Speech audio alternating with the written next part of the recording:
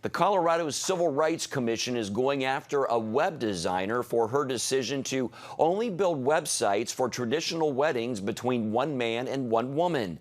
Now it's taking aim at Lori Smith and her 303 Creative Studio.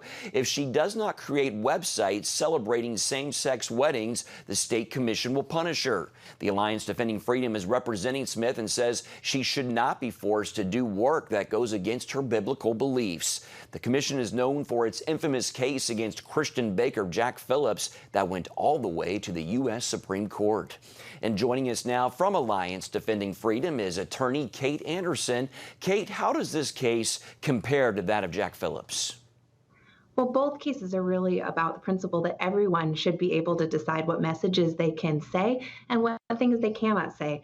Now Colorado is taking aim at Lori, our client, who is a website and graphic designer who creates custom websites and artwork for to help businesses and to help individuals. She wants to create wedding websites because she has a passion for weddings.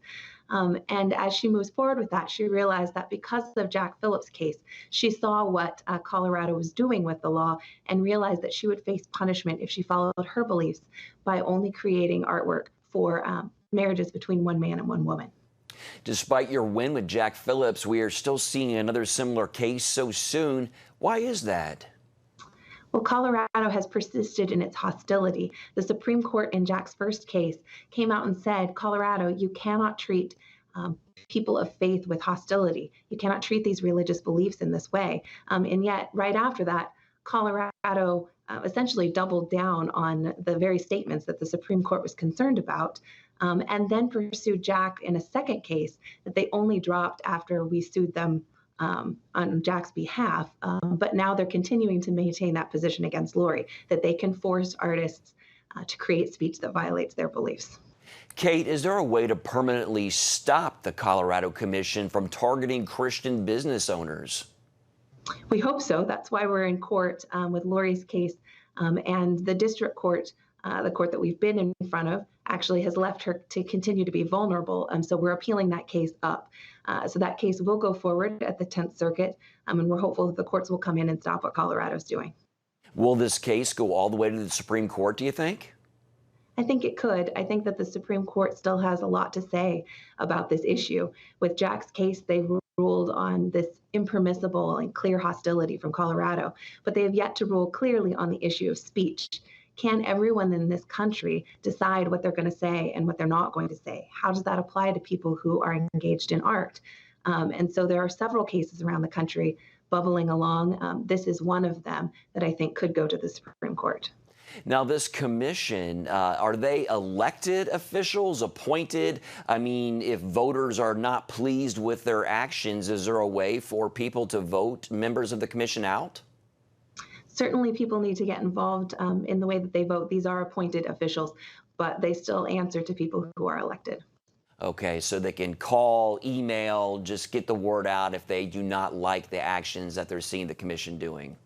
Absolutely. And I think people can also help by just spreading the word in their community that this is about freedom for everyone. Everyone should be able to decide what they can and cannot create. Everyone has something that their beliefs would prevent them from doing. So it doesn't matter how you feel about marriage, even though that's the issue we're talking about today. This is an important issue for freedom for everyone in our country. And you did talk about this a little bit earlier, but talk a little bit more about the fact that the Supreme Court actually rebuked the commission in the Phillips case, but yet it seems like they're being brazen in this. Is that how you would view it? The Supreme Court was definitely very clear that the way that Colorado handled Jack's first case was impermissible under the law.